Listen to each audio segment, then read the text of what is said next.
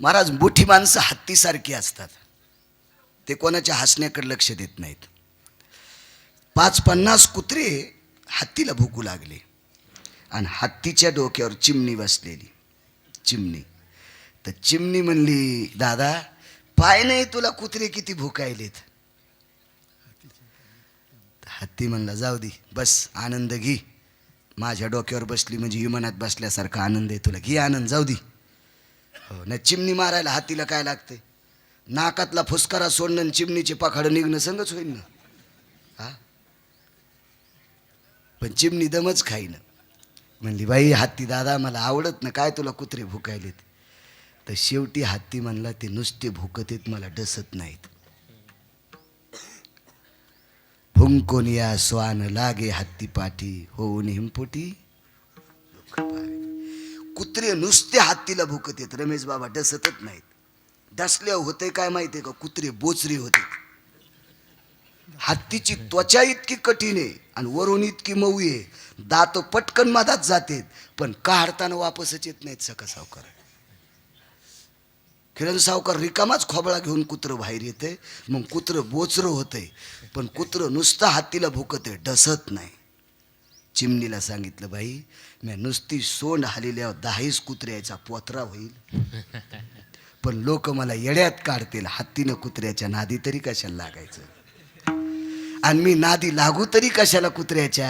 हत्ती म्हणला, ते मला डसतच नाहीत ना बाई, तू ताण घेऊ नको, तू ह्या लोक उडीच येत नाही, तू मस्त बस. मोठी माणसं हत्तीसारखी असतात. मोठ्या अधिकारी लोकांची चेष्टा केली तरी त्यांना काही आवडत नाही, काही त्यांना दुःखही वाटत नाही. निंदा स्तुती नावडे, निरोबराय सांगतात, पाहता परब्रह्म आवडे. निंदा स्तुती नावडे, पाहता परब्रह्म आवडे. त्यांना स्तुती आवडत नाही आणि निंदाही आवडत नाही, फक्त परब्रह्म आवडते, अनंत बुवा, त्याला म्हणायचं साधू. पण या साधूची चेष्टा केली, ते चालत होते, साधूच्या डोक्यावर सूर्य सावली धरत होता. आपल्याला छत्री घ्यावा लागेल. सूर्याच्या गोळ्या संपल्यात का आपल्यावर छत्री धरायला? पण त्या साधूवर छत्र धरायचे. एवढा मोठा साधू पाहिल्यावर भुकणाऱ्यानं जरा विचार करावा ना. कुत्र्याला कळतच नाही हो, हातीला ढसल्यावर आपण बोचरे होतो तरी कुत्रे पळत येत, आणि खरंच कुत्र्याला कळत नाही, जीपच्या मागे कशाला लागाव? तुम्ही कधी गाड्यात बसल्या तुमच्या माग कुत्री लागतात का नाही? भावताला वाव वाव वाव वाव, मधात माणूस असं चोपत आहे, आता आत येतच नाही ना, पण मधली मधली माणूस असं करते, कसं काच फोडून येईन ते, पण कुत्रे लागतेतच माग. पहिल्यापासून कुत्र्याला नादच कोणाच्या मागे लागायचा, मग ते 4 पायाचे असो की 2 पायाचे असो, नादचे नादचे नादचे नादचे. काही काही 2 पायाच्या कुत्र्याला बी कळत नाही 4 पायाचे कुत्रे कुठं ठेवा. बापाचं रान इकून गाडी घेतली, बापाचं रान इकून गाडी घेतली, गाडी हाणायला त्यो बसला आणि कुत्र त्याच्या सीटावर बसले. लय कुत्र्याला कळत नाही हो कुत्र कुठं बसवा. असे बरेच कुत्रे आहेत, त्याच्या सीटवर कुत्र्याला बसतं, कुत्र बाहेर जीप काढून बोलणाऱ्याला चाटीत. नाही, आमचा टब्या लय शान आहे. वा वा वा, बापाची जमीन फुकलीस टब्यात, वा तुला पुढचा जन्म कुत्र्याचा. विढाला विढाला.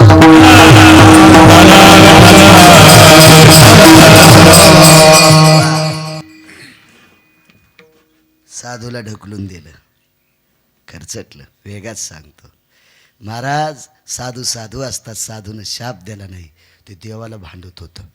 हे नालायक लोक जर आम्हाला त्रास देत असतील तर तू मेलास का आमच्यासाठी? देवाला तू मेलास? अविरत आम्ही तुझ्यासाठी भजन केलंय, तू मेलास? तुला लाज वाटत नाही? आम्हा गांजी जन तरी का मेला नारायण, आणि आम्ही जना भ्यावे तरी कान लाजे देवे. देवा तुला लाज वाटत नाही? त्याचं तिथांग चळचळ कापलं आणि त्याच्या हृदयातून शाप पडला. साधूला हसणारा सुंदर सुदर्शन सर्पाच्या योनीत गेला, नुसता वाकत होता. साधू 4च जाग्या वाकडा, सुदर्शन किती वाकडा मिळच नाही. मग शरण आला, आता तू दुःख त्या दिवशी जाईन पाहता श्रीमुख गोविंदाचे. आणि मग गोकुळात गेला. गोकुळात प्रत्येकाच्या जवळ काठी होती. काठी जवळ असल्यावर सर्प येतो का जवळ? म्हणून तर शेतकरी रानात जाताना काठी आपटीत होते. संवेदना लक्षात आल्या की सरप रस्ता सोडित होता, म्हणून काठ्या लागत होत्या. म्हणून काठ्या लागत होत्या. कवडाच्या मागं काठी अडकिलेलीच असायची. काला येतच मग त्या काळात गोकुळात प्रत्येकडे गाई म्हशी असल्यामुळं काठ्या होत्या, म्हणून सर्पाला तिथं जाणं उचित नाही. आणि सर्पाला कोणी कोण हाणतेत काठी, मागून का पुढून? तोंडाकून म्हणजे पुढून. आणि इचाला मागून का पुढून? मागून.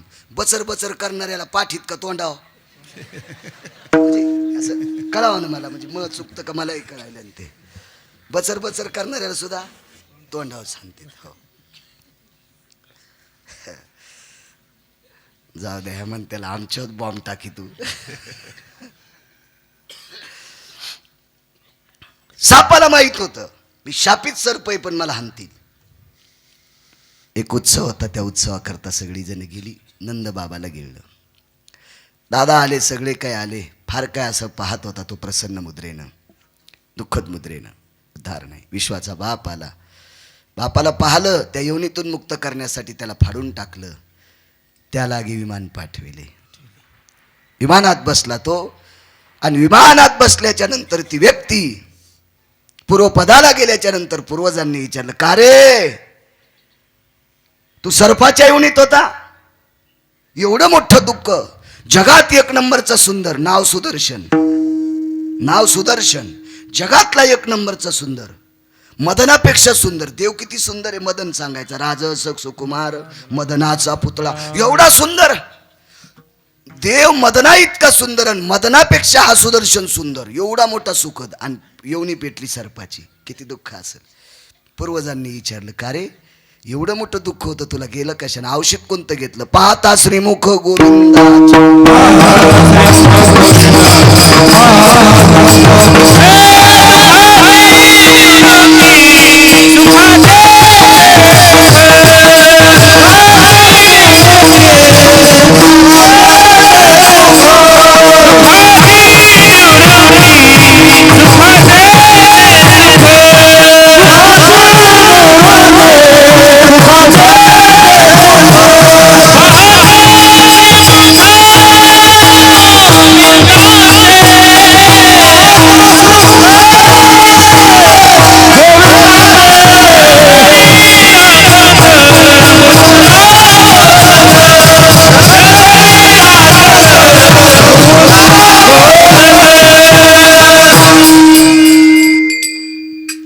महाराज, हाडामासाचा कुंभार मी रात्री बोलून गेलो तुम्हाला. तसा कुंभार चंद्रसूर्य येतोपर्यंत होणे नाही. हाडामासाचा कुंभार मातीचे गाडगे तयार करणारा नाही. हाडामासाचे मज्जातंतूचे गाडगे तयार करणारा कुंभार. त्या कुंभाराचं नाव आहे ब्रह्मदेव. जगात प्रत्येक कुंभार दादा छिद्र नसणारं गाडगं तयार करील. छिद्र नसणारं गाडगं तयार करील. एका गाडग्याला छिद्र पाडित असते, पक्षाच्या दिवशी घेत असते त्या अक्षय तृतीयाला. त्याला वरच्या तोंडाच्या खाली एक नोक असते बारीकस. पण अजूनही बऱ्याच लोकांना त्या गाडग्याचा अर्थ कळत नाही. ते गाडगं पाण्यानं भरायचं, त्याच्या खाली ज्वारीची किंवा तांदळाची किंवा गव्हाची थोडी रास ठेवायची, त्याच्यावरती कळस भरून ठेवायचा, आणि हातामध्ये दर्भ घेऊन ते पाणी त्या बारीकशा नोकानं हातावून घ्यायचं, आणि अंगठ्यानं 3 वेळेला दक्षिणेकडे तोंड करून खाली सोडायचं. हा अक्षय तृतीयाचा सिद्धांत. शास्त्र आहे त्याच्या पाठीमागे. आपल्याकडं पाणी कधी सोडायचं, कशा करता सोडायचं. एरवी आपण अभिषेक करत असताना पाणी सोडतो ते वेगळं, पण पक्षाचं काम करत असताना पाणी, पक्ष म्हणजे पितराचं, हे काम करत असताना अंगठ्यानं. दिवा लावण्याच्या पद्धती असतात. 10व्याच्या दिवशी माणूस गेल्याच्या नंतर 10 दिवस दिवा लावतो, त्याचं तोंड दक्षिणेकडे असावं. आपण हवन केलं असेल, नवरात्रीतला असेल, गणेश याग असेल, लक्ष्मी याग असेल, रुद्र स्वाकार याग असेल, कुठला असेल, याच्याकरता बलिपिंड द्यावा लागतो. हा बलिपिंड देत असताना कणकीचा दिवा असतो, त्या दिव्याचं तोंड सुद्धा दक्षिणेकडे तोंड करून उडीद सोडून बलिपिंड द्यावा लागतो, भात सोडून. याचंही तोंड तिकडं असावा. पण दीपावलीच्या दिवशी सर्व दिशेनं दिवे लावावं. शास्त्र आहे त्याच्या पाठीमागं. आपण देवघरात किती दिवे लावतो, देवघराचं काय, प्रत्येक गोष्टीचं शास्त्र आहे. आपली पूर्वज असतील, कोणाचे आजोबा गेले असतील, कोणाचे वडील गेले असतील, कोणाचे कोण गेले असतील, त्यांची फोटो कोणीकडे तोंड करून असावा याचं सुद्धा शास्त्र आहे. याचं सुद्धा शास्त्र आहे.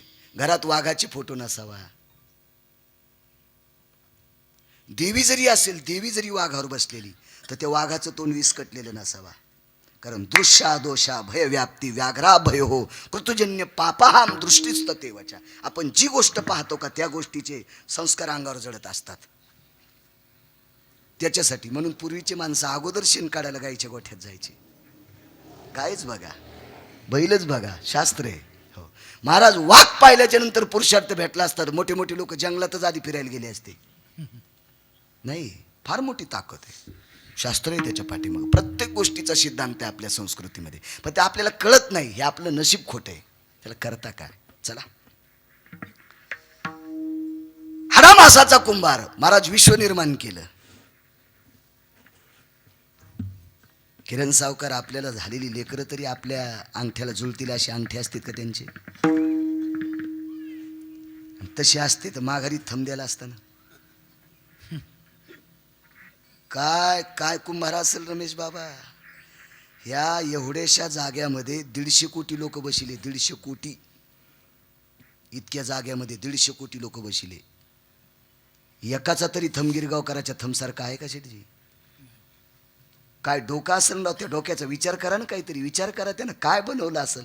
लोक म्हणते आता थंबवर सगळं करते. अरे त्याचं नाव घेणं सुंबळ्या. तो कुठून आणला थंब? ते ह्या बापाची जी आगिरी आहे का मुंगश्या? काही सोंग करते. त्याचा विचार करा ना. त्यानं बसवलं इतक्यात. त्यानं एक जणानं मोबाईल घेतला भारीचा, नालायक होतं, लॉक लावलं त्यानं डोळ्याचं. आणि बायकोला माहित होतं भंगिरी आहे, ती गांजा इचकायली पण उघडत ना. तुमचा नवरा किती शहाणा हे तुम्हाला पाहायचं असेल तर मोबाईलचं लॉक काढून तुमच्याकडे 8 दिवस मोबाईल घ्या.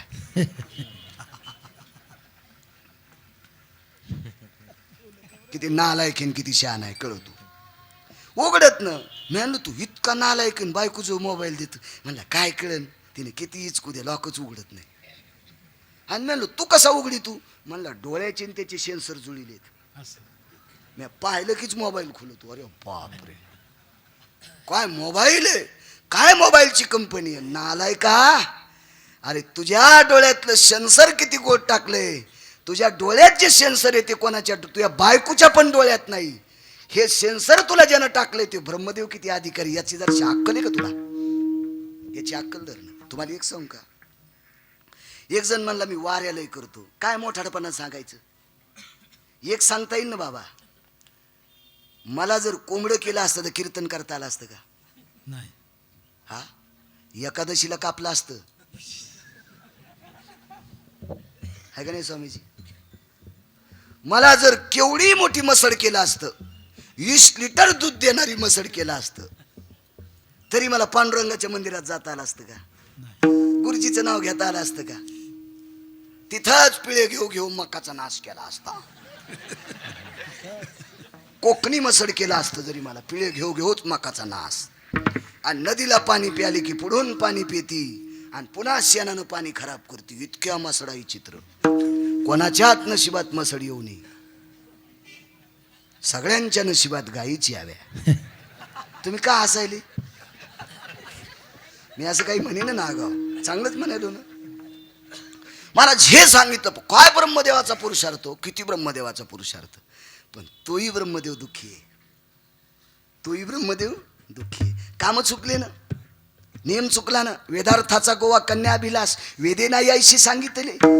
महाराज आपल्या धर्मात जे वागायचं त्या वागण्याच्या पलीकडचं ब्रह्मदेव वागले म्हणून ब्रह्मदेवाची चूक झाली आणि ब्रह्मदेव अपूज्य ठरले. एवढा मोठा विद्वान, इतका मोठा विद्वान. महाराज आपल्या पाया पडतात लोक. हे प्रचंड उद्योगातले लोक आहेत, कोणी याच्यातले लोक आपल्या पाया पडतात आनंद बुवा. मग आपल्या श्रीमंतीला पाहून पडतात का? नाही. तुमच्या गायनाला पाहून पडतात का? ए बुवा तुमच्या वादनाला बघून पडतात का? नाही. सांगा गिरगावचा बाळ्या लय असा टच बोलत म्हणून पडतात का? नाही नाही नाही नाही. महाराज आवीट देवाचं नाव घेणारे ज्ञानोबा आहे, तुकोबा आहे. आवीट देवाचं नाव घेणारे गुरुजी, या लोकांचं आपण भजन करतो म्हणून आपल्या हे पाया पडते. ये रविता रे पोषे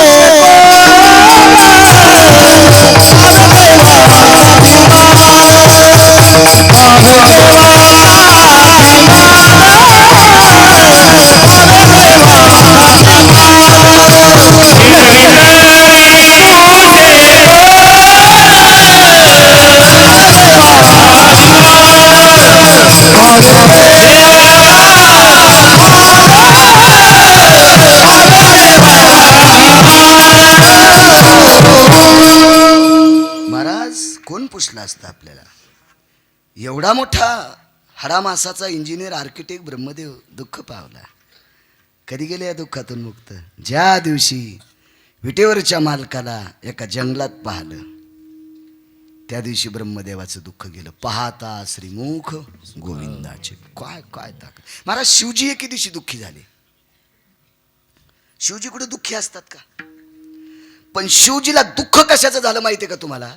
हरामखोराची संख्या वाढली, नालायकाची संख्या वाढली, भडव्यांची संख्या वाढली, धर्मद्वेषांची संख्या वाढली, धर्मभ्रष्टांची संख्या वाढली, धर्माला कलुषित करणाऱ्या मूर्खांची संख्या वाढली. आणि यांची संख्या वाढल्याच्या नंतर शिवजींनी 11 डोळ्यानं पाहिल्याच्या नंतर शिवजींना दुःख झालं. या सृष्टीचं कसं होईल? काय होईल या सृष्टीचं?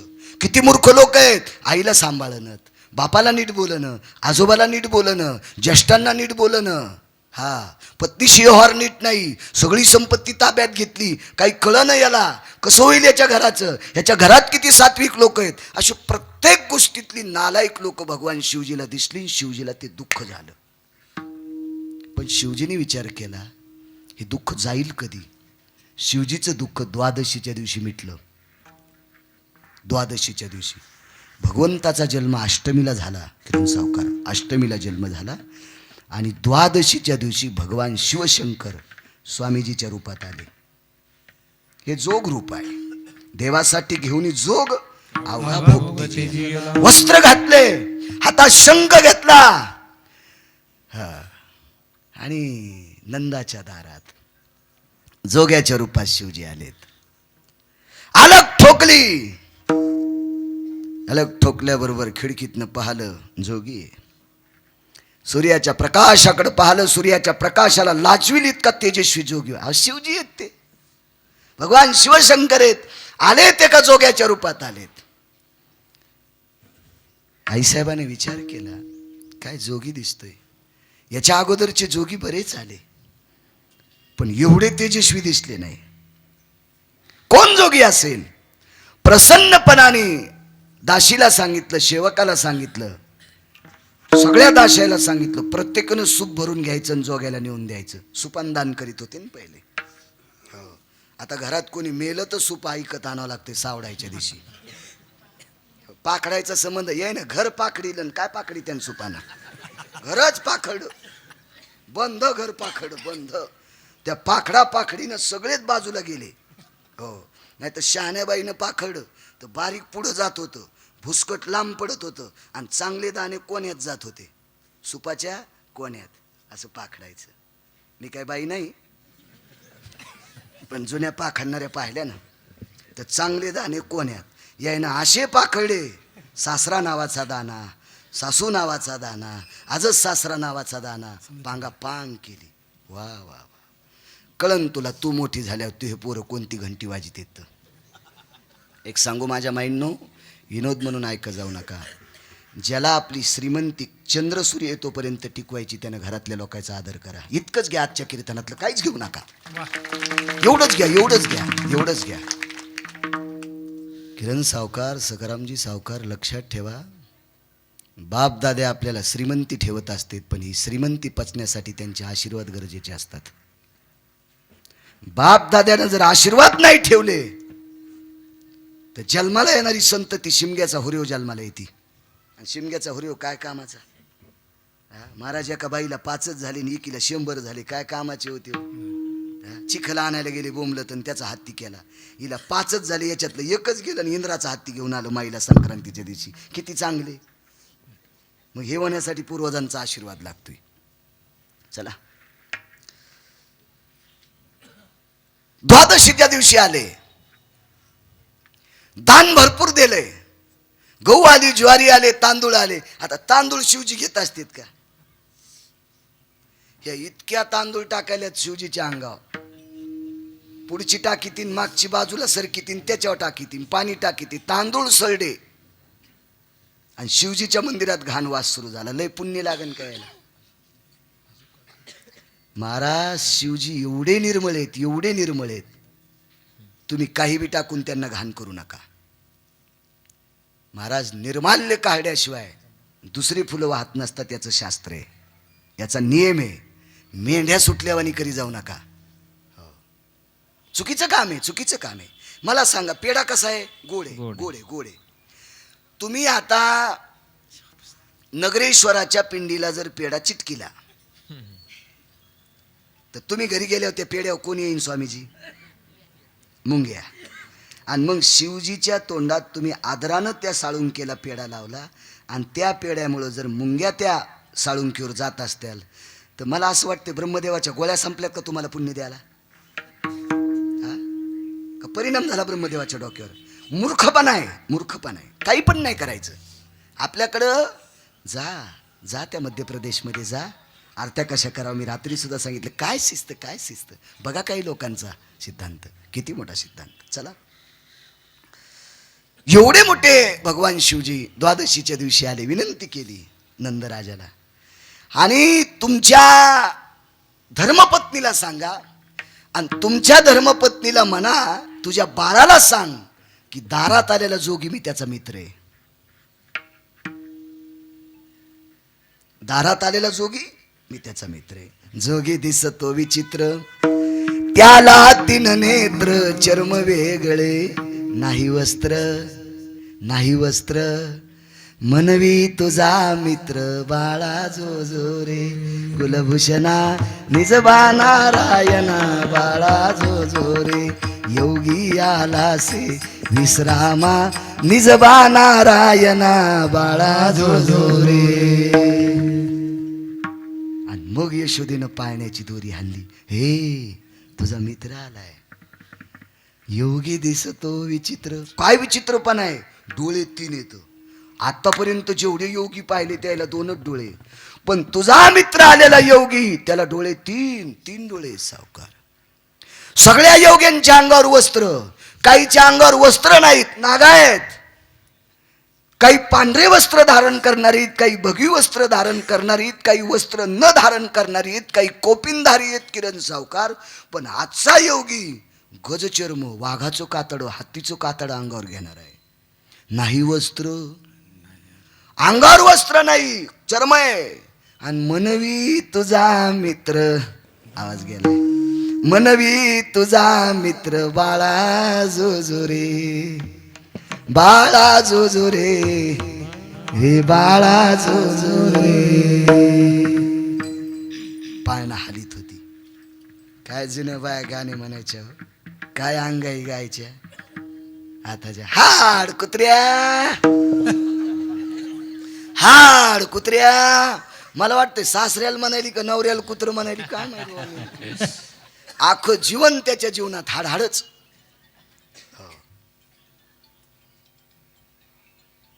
लहानपणापासूनच बाटली हातात. एका मोठ्या व्यक्तीने एक लेख लिहिला 9 पानाचा. या देशातल्या काही नालायक माईला सुद्धा शरीराच्या पुढे लेकराची किंमत नाही. मी कशाला माझ्या शरीराचा शेप बदलू, बॉटलनं दूध पाजते. मग मला वाटतं त्या बॉटलला असं मऊ तोंड असतंय ना, रबराचं निप्पल म्हणतात का त्याला, ते मऊ तोंड असतंय ना लहानपणी. मोठं झाल्यावर तोंडात बदल होतो, ते जरा टपराचं असतंय. मग लहानपणापासून माईनं बॉटल दिली ना रबलाच्या तोंडाची, मोठं झाल्यावर त्या रबलाच्या जाग्यावर टप्पर येते. आणि लहानपणी माईनं रबल दिल्यावर पितय, मोठपणी टप्पर उघडून पितय. इतकाच फरक राहतो. नका अशी नाटकं करू. कधी कधी जुनं लक्षात ठेवा, ठेवा लक्षात. जुनं खायचं पण लक्षात ठेवा. कोरोनानं शिकले आपल्याला जुनं खायचं. वांगे भाजून भरीत करी, वर कांद्याची कोशिंबीर, आई लहानच घे ग उंडा, मला लवकर करून दे मांडा, आई ग खडी साखरेची खडी, मला लवकर करून दे वडे. हे 1.5 महिन्यापूर्वी शिजलेल्या आलूचे वडे बाहेर खाता. म्हणून आणि येताना नवऱ्याला सांगता येताना वडापाव घेऊन या. हो 2-2 मुरदुंगा एवढी नवऱ्याची ढेली. कोणत्या टेलरला शर्टाची शटिंग येईन. इथं आत चाललंय, खाली आत चाललंय, पुढं इकडे आलंय. तरी ती बाई म्हणली आमच्या मालकाला आरतीमध्ये टेबल घ्यायचं कामच नाही, याच्यावरच रजिस्टर होते. वा वा वा मंजुळे, काय पुरुषार्थ तू, काय सुग. आपलं खाचं शिका, आपलं हो काय सुग्रण आहेत माझ्या माईने. सावकार 23 वर्षापूर्वी मी गिरगावकरांकडे तुमच्याकडे एका एकादशीला आलतो. त्यावेळेला तुमच्या धर्मपत्नीनं आम्हाला भगरीचं धपाटं केलं तर फराळाला. त्यावेळेला गिरगावकरांच्या मंडळी सुद्धा तुमच्याकडे आलत्या. आठवतं मला त्यावेळेचं. मेमरी कार्ड चांगलं आहे माझं, म्हणून तर मी हे साध्या कार्डाचा मोबाईल वापरतो. माझं हे 1,500 GB मेमरी कार्ड आहे. त्याच्यामुळे हे कसं शिक्षण फोरवेन काही कशाला वापरायचं, याचं काय खरं आहे. जंगलात गेलं की याची रेंज बंद, याची जातच नाही ना. हो याची रेंज जाती बाबा कुठं, याची कशी जाईन. याची साबूत ठेवली पाहिजे. तुमच्या इथं गेल्या वर्षी काय काय जेवायला केलं तर तुम्हाला सांगता येईल का. मला केलेलं हो. तुमच्या इथं जेवायला बसायच्या आधी सगळी पदार्थ सांगतो. तुम्ही म्हणताल तो फोटो काढून घेतला असेल, तुम्ही पुन्हा असंच की ताण पण हा गाव धंदा नाही. मेमरी कार्डच टाईट आहे. ताट सोनेरी कलरचे जेवायला होते, इतकं तर माहिती ना तुम्हाला. सोनेरी कलरचेच होते ताट. बस झालं इतकंच. विडाला विडाला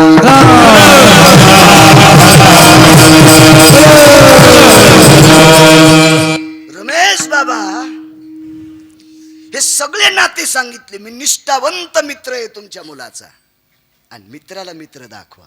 हे मधलं हसायले हो, पाण्यातलं हसायले, पण आईसाहेबावर मायेचं पांघरून.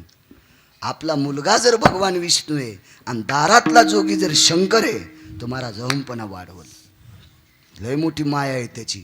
फक्त भाव जागरूक केला आणि आई दाखवणं एकदा जोग्याला. आणि द्वादशीच्या पर्व काळावर माझ्या भगवान शिवजीनं जोग्याच्या रूपामध्ये विष्णू परमात्म्याला पाहिलं आणि कैलासावर आले, तांडव नृत्य केलं. गिरिजा माता आल्या. आईसाहेबाने विचारलं प्रभू काय ग, आज तुम्ही तांडव नृत्य करता, फार दिवसापासून केलं नाही. मला एवढा आनंद झालाय, मी या सृष्टीवर जन्माला आलेल्या हरामखोरायचा, भाडव्यांचा कर्दन काळ जन्माला आलेला पाहिला. तो पाहिला फक्त द्वादशीच्या दिवशी. आणि द्वादशीच्या दिवशी नालायकांना मारणारा जन्माला आलाय. कंसाला कोणी हाणलं? भगवान कृष्ण परमात्म्याने. जरासंधाला भीमाला कोणी फाडायला लावलं? भगवान कृष्ण परमात्म्याने. महाराज विश्वाच्या सात्विक लोकांना जगू देणारा आणि नालायकाला संपवणारा. यदा यदा धर्मश ग्लानिर्भवति अभ्युत्थानं धर्मस्य तदात्मानं परित्राणाय विनाशाय च धर्म संस्था संभवामी युगे युगे युगे. मी असतो पाहिलाय. म्हणून प्रिय हे गिरिजा, मला थांबू नकोस. मला आनंदानं तांडव नृत्य करायचं. मी म्हणलं असतं, पण आज जरा आमचे ट्रान्सफॉर्मर गेलंय आमचं, जरा आज चलत राहते, पुन्हा कधी ऐकू. मला आज एवढा आनंद झालाय. कधी आनंद झालाय? हरामखोरांना संपवणारा पाहिलाय. शिवजींचं दुःखच गेलं, पण काय पाहता श्रीमुख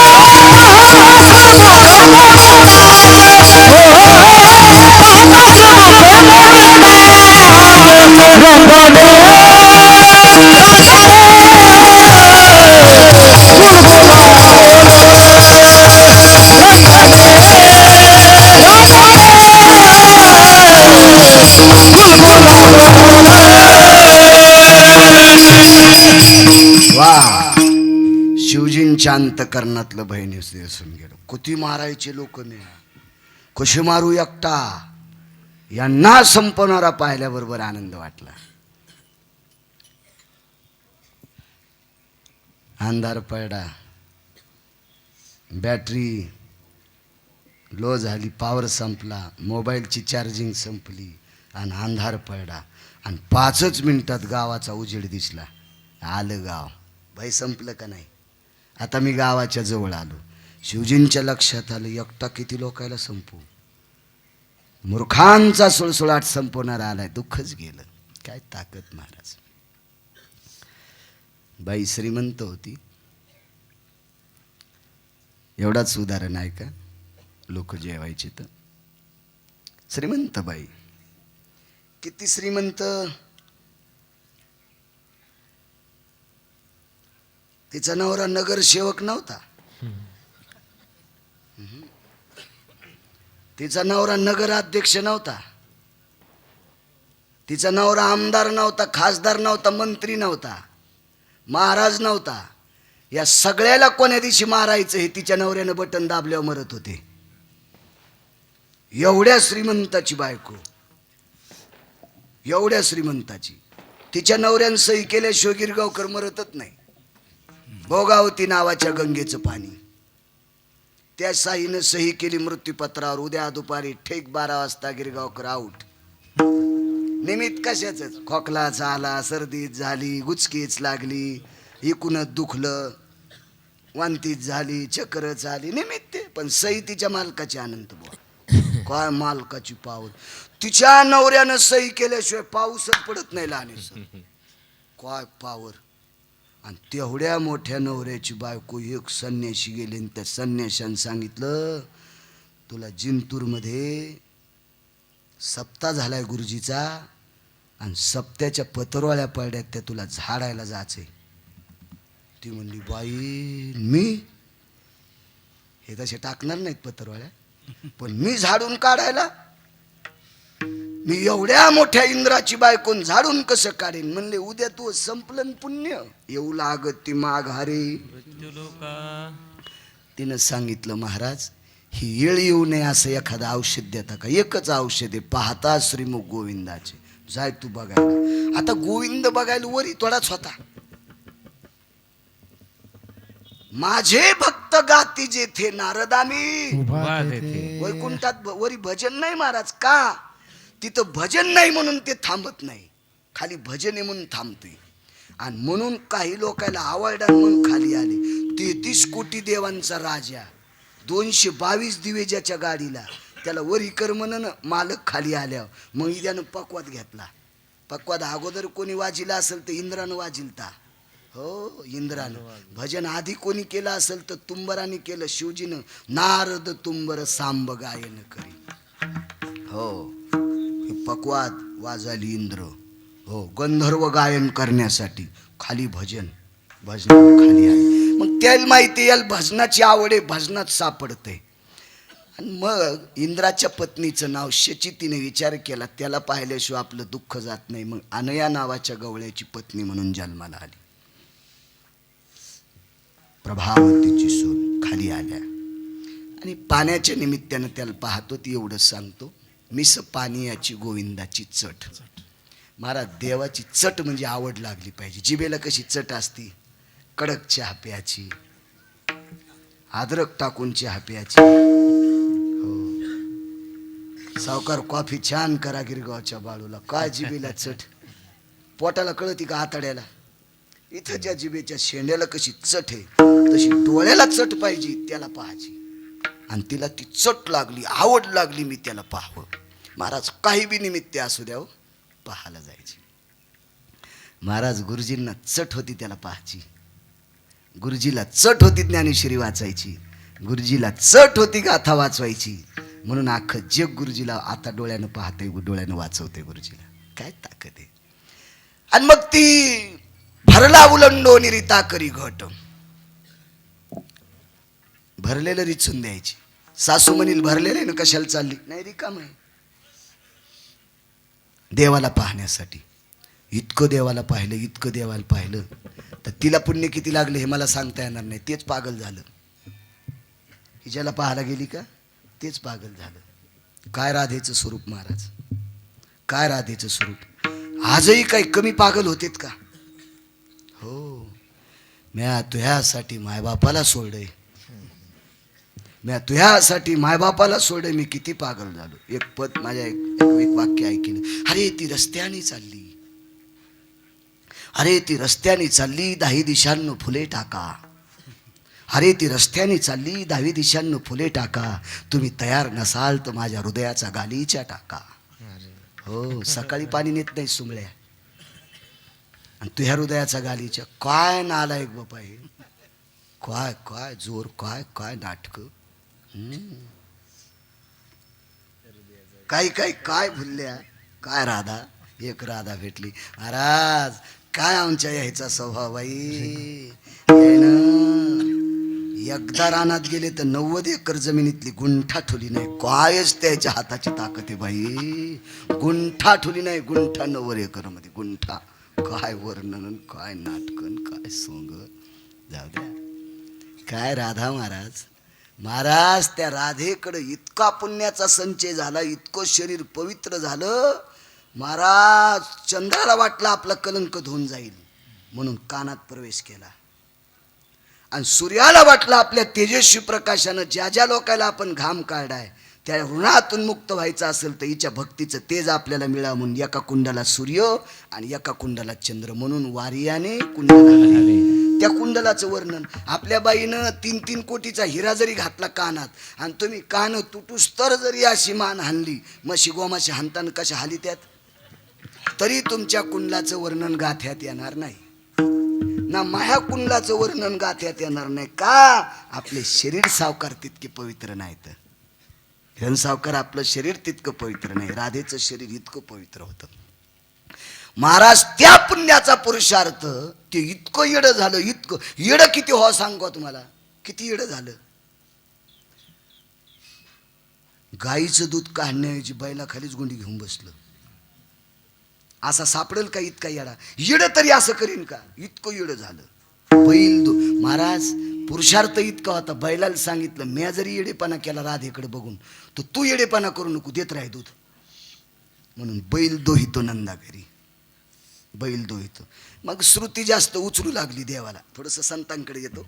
श्रुती लय उचलू लागली. काय देवे, काय देवे, काय देवे. बैलाचं दूध काढ. तर एका व्यक्तीनं श्रुतीला सांगितलं, जास्त उड्या हाणू नकोस.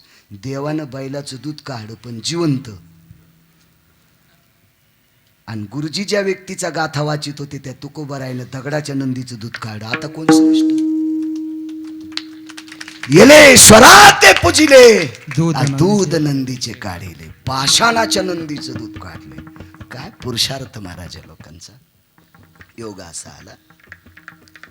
काय देऊ राधे तुला? काय नकोच देऊ. काय कमी होतं पहिलंच मला, काय देतोस? एकच काम कर, मी गेल्याच्या नंतर माझं शरीर जिथं समर्पित होईल, ज्या मातीत मी समर्पित होईल त्या ठिकाणची माती तू गंध म्हणून कपाळाला लाव. आपल्याकडे गोपीचंद लावण्याची पद्धत आहे.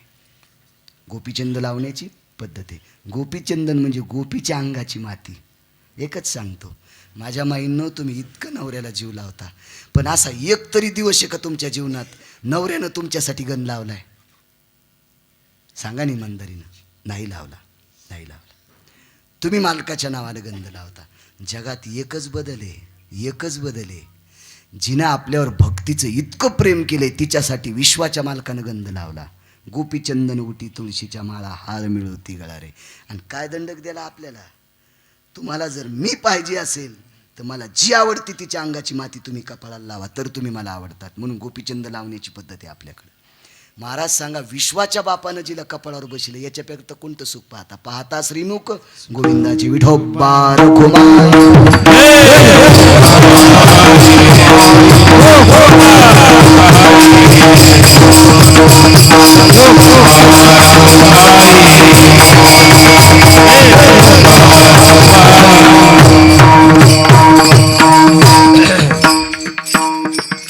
गोपाळांना घेऊन विश्वाचा मालक गोडशाशा यमुनेच्या तीरावर वाळवंटात बसलेले आहेत. सर्व गोपाळ एकत्रित बसलेले आहेत. फुलांच्या पाकळ्यांसारखी अशी चहूबाजून मध्यस्थानी भगवान आहेत. सर्वांच्या शिदोऱ्या एकत्र केल्या. काय ते महाराज, गोपाळांचं मन वेधलं. गोपाळ त्याला किती आवडत होती. गवळी याची ताक पिरे कोण पोरे चांगली. त्यांचं अंतःकरण गोड होतं. एक सांगू तुम्हाला, शबरीच्या अंगावर एका तिळा इतके दागिने नव्हते आणि जिला 8व्या अवतारात मारलं तिचे अंगच दिसत नव्हते, इतके दागिने होते. पण तिला शोषून मारलं आणि शबरीला इथं घेतलं. त्याच मालकानं एकीला शोषून मारलं. दागिने भरपूर होते, सुंदरही होती. शबरीच्या अंगावर तिळभर दागिने नव्हते, पण मधात घेतली. अंतःकरण गोड होतं. ती गोपाळांची अवस्था. महाराज, आई जरी असेल, मी खाण्याचं सांगितलं, मोठं झाल्यावर मुलगा सुद्धा आईला उष्ट देत नाही. लहानपणी बाळानंच चिवळलेलं आई सुद्धा खात नाही. तोंडातलं ताक पिलं. काय भक्तीचा पुरुषार्थ असेल त्या गोपाळांचा. ती गोपाळ एकत्रित केली आणि तिथं जेवण केलं. बहु केली वनवन, पाय पिटी झाला सीन, खांदी भार पोटी भूक, काय खेळायाचे सुख. एकत्र केले आणि शिदोऱ्या एकत्र. तो प्रसाद म्हणून तो काला. महाराज ज्ञानोबराय जन्माला आले, तुकोबराय जन्माला आले, नामदेवराय जन्माला आले, नाथबाबा जन्माला आले, सावता बाबा जन्माला आले, शेना महाराज जन्माला आले, कबीरजी जन्माला आले, मीराबाई जनाबाई मुक्ताबाई जन्माला आल्या, गोरोबा काका जन्माला आले, रविदास महाराज जन्माला आले. काला त्यांच्यामुळं. आणि त्यांच्यानंतर काला आपल्याला कवडीचा कळत नव्हता, म्हणून आपल्याला काला माहीत झाला गुरुजींमुळं. आपल्याला काला माहीत झाला नथुराम बाबामुळं. आपल्याला काला माहीत झाला मारुतराव महाराजांमुळं. आपल्याला काला माहीत झाला मोतीराम महाराजांमुळं. काय अधिकारी पुरुष महाराज, त्यागी पुरुष. स्वामीजी इथंच तुमच्या बाजूला एक महान संन्यासी डोंगरामध्ये, देवानंद बाबा. काय साधू. मागे एकदा मी नारायण महाराजांना भेटलो, पांगरीकरांना. महाराज असं बघितलं की नामाचे ठसे त्यांच्याकडे बघितलं की दिसतात. काय लोकांचं जीवन महाराज, अख्खं जीवन भजनात घातलं. काय पुरुषार्थ. रमेश बाबा तुमच्याकडे बघितलं की नथुराम बाबाची आठवण होती. किमान तुम्ही कीर्तनात खूपसं त्यांचं सारखं सारखं नाव घेता. आनंद वाटतो की एका मोठ्या महात्म्याचं चिंतन करणारी लोक आहेत. नारायण महाराजाकडे बघितलं, त्यांच्याकडे एक तो गुरुवर्य नथुराम बाबांचं चरित्र लिहिलं. ते पुस्तक पाहिल्याच्या नंतर त्याच्यातून असं चैतन्य सांडत होतं. चैतन्य सांडत होतं. काय सुंदरसं पुस्तक. काय तो विवेक त्या नारायण महाराजांना पांडुरंगानं दिला. काय पण एक आहे महाराज, एका माऊलीचं वाक्य, या महाराष्ट्रात मोठं होण्यासाठी मरावं लागतं इतकं मात्र निश्चित आहे. हो, गुरुजी आपल्याला कधी कळाले? प्रतिमेत आल्यावर. गुरुजी आपल्याला कधी कळाले? चित्रात आल्याच्या नंतर. काय पुरुषार्थ या लोकांचा. चला, त्या शिदोऱ्या केल्या विश्वाच्या मालकानं. तो काला घेतला. तो काला आपल्याला सप्ताहाच्या रूपानं, भजनाच्या रूपानं आजही इथं करण्यासाठी भेटतो. योगायोग. माझ्या श्रीगुरु ज्ञानसूर्य ब्रह्मीभूत वेदांत केसरी ज्ञानसूर्य मुक्त कैवल्य श्रीगुरु रंगनाथ गुरुजींच्या पुण्यस्मरणानिमित्त चालत असलेला या जिंतूर नगरीमधील नगरेश्वराच्या प्रांगणामध्ये हा सप्ताह आहे. मी कीर्तन सुरू झालं, उभं राहिलो त्यावेळेसपासून सर्व तरुण सावकारांची हेलमेल पाहतोय. कोणी एखादं मोठं बकेट आणतात, कोणी मोठं पातेलं आणतात. काय नाना महाराज, दिवसभर आपल्या उद्योगामध्ये व्यस्त असलेली माणसं, यांच्याकडे धुण्या भांड्याला बायका असणारी माणसं, फरच्या पुसायला कपडे धुण्यासाठी घरी लोक असणारी माणसं, आज मोठी मोठी पातेले तुम्हा सावकारांची लेकरं उचलतात. महाराज, तुमच्यावर झालेली गुरुजीची कृपा आहे. तुमच्यावर झालेली गुरुजींची कृपा आहे. एक सांगू राजांनो, माझ्या गुरुजीच्या पुण्यस्मरणामध्ये तुम्ही एवढ्याल्या जडजड वस्तू उचलिता. माझा विटेवरचा मालक तुमच्याकडे आलेली मोठी कामं सारण्याचं काम विटेवरचा मालक करील आणि गुरुजींच्या कृपेनं तो जगाचा पाप सारी. इतकी मात्र गुरुजींचा पुरुषार्थ आहे. माझ्या पूज्य श्री गुरुजींच्या पुण्यस्मरणासाठी जमलेली तुम्ही सात्विक सदाचारी पावन श्रोते मंडळ, तुम्हा सर्वांच्या चरणी नतमस्तक होतो. काल जसे सखारामजी चित्रवार सावकार यजमान, तसे आज आमचे किरणजी सावकार, गेल्या वर्षी सुद्धा किरणजी सावकार वट्टमवार सात्विकपणानं. सावकार सखा सावकार मगाशी सांगत होते, या जागेसाठी काही 5-7 जण इतकी तळमळतीनं, कारण सहकार्य जरी सगळ्यांचं असेल तरी घंटा बांधणारी माणसं लागतात रमेश बाबा, खूपसं. त्यांनी सांगितलं समाजातल्या काही लोकांनी खूप तळमळ केली. खूप एवढं मोठं वैभव. नाही तर मी एकदा सुरुवातीला आलो त्यावेळेला मध्ये कीर्तन झालं तर मलाच कळत नव्हतं मी काय बोलतोय म्हणून. पण एवढं मोठं आज इथं एवढं प्रस्त उभं केलंय. महाराज निश्चित माझे गुरुजी वैकुंठातनं तुम्हाला पाहत असतील आणि विटेवरच्या मालकाला सांगत असतील, प्रभू, हे प्रभू, तुझं भजन करणाऱ्याचा सप्ताह इतका मोठा करायलेत तर देणं लक्ष्मीला त्यांच्याकडे पाठवून दे, लक्ष्मीला त्यांच्याकडे पाठवून दे. एक सांगू का, देवाचं चिंतन केल्यावर अनंत लक्ष्मी येतच नाही, हे डोक्यातलं काढून टाका. तुम्ही कपाळ फोडून जरी त्याच्या पायावर रक्ताचा अभिषेक केला तरी तुमच्याकडे लक्ष्मी येत नाही. तुम्ही त्याच्या भक्ताचं वर्णन केल्यावर लक्ष्मी तुमच्याकडे येते. जे भक्त चरित्र ते प्रशंसती, किती आवडते. गुरुजींचं वर्णन करणारे देवाला किती आवडते, प्राणापेक्षा. तेही प्राणाही परोते, मज आवडती निरुते. जे भक्त चरित्र ते प्रशंसती, त्याच्या अंतःकरणापेक्षा गुरुजीवर प्रेम करणारी माणसं स्वामीजी त्याला आवडतात. अविरत असंच प्रेम तुम्ही कायमस्वरूपी गुरुजीवर ठेवा. राजे हो, मी 2 गोष्टी सांगेल. तुम्ही कधी देवाचं दर्शन नाही घेतलं तरी असं मी म्हणणार नाही, तरी पण म्हणेल. एखाद्या तीर्थावर जाता नाही आलं तरी मी म्हणेल काही हरकत नाही. आई वडील जिवंत असतील तर तुमच्या व्यवहाराकरता जात असताना, दुकानात जात असताना, नोकरीला जात असताना, सकाळी स्नान झाल्यावर हातात पिशवी घेऊन बाहेर जात असताना माईचं आणि बापाचं दर्शन घ्या. कधी कधी तुमचे आई वडील कालवश असतील, त्यांच्या प्रतिमा भिंतीवर असतील तर त्या प्रतिमेला नमस्कार करून जा. दिवस माळेपर्यंत तुमच्या हातात यश राहील.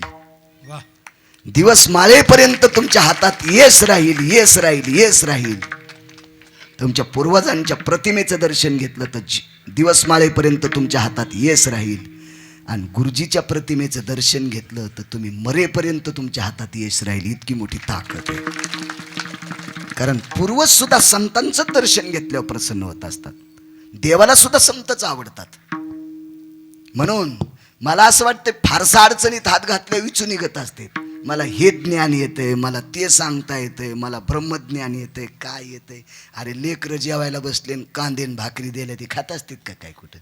अरे सकाळी खाल्लेलं डाकणे साहेब संध्याकाळी सांगता येत नाही. आपण इतक्या साध्या विचाराची माणसं, आपल्याला इतकं अडचणीत जाता येत असतं का. आपण सोपा परमार्थ करायचा. फक्त ज्ञानोबाराय, तुकोबाराय, नामदेवराय, चोखोबाराय, नाथ बाबा, सावता महाराज, सेना महाराज, या अष्टादश संत, श्री गुरु रंगनाथ गुरुजी, मारुतराव महाराज, नथुराम बाबा यांना अंतःकरणात घोळवा. जगाचा मालक तुम्हाला पाळण्यात घोळीन. सोपा पुरुषार्थ सांगितलं. कशाला अडचणीत जाता उगं घेणं देणं. एक जण म्हणला गिलासभर रसासाठी ऊस लावला, गिलासभर रस पिण्यासाठी ऊस लावला आणि रस काढायची मशीन आणण्यासाठी बायकोचे जोडे विकले. रस काढायची मशीन आणण्यासाठी बायकोचे जोडे विकले. ज्या नवऱ्यानं बायकोचे जोडे विकले ते नवरा जिता का मेला. बायको जोडे कधी काढून टाकीत असती. काय मूर्खपणा आहे. त्याच्यापेक्षा काम करून 10 रुपयाचा 1 गिलास भर रस पिणं किती सोपं आहे. मग बाकीच्या अडचणी करण्यापेक्षा 10 रुपयात रस भेटत असेल, हे बाकीच्या अडचणी करण्यापेक्षा नुसतं गुरुजीचं चिंतन केल्यावर सगळं भेटत असेल तर कशाला नाटकं करायची. सोंग येते मी हे करतो मी ते सांगतो, मला इतके श्लोक पाठ आहेत. सांग पाप्याच्या माईला. बसला इकडं सांगत पिटापिटा करीत. हा पुरुषार्थ गुरुजींचा आहे. झालेली सेवा सत्पुरुषाच्या चरणी समर्पित करतो.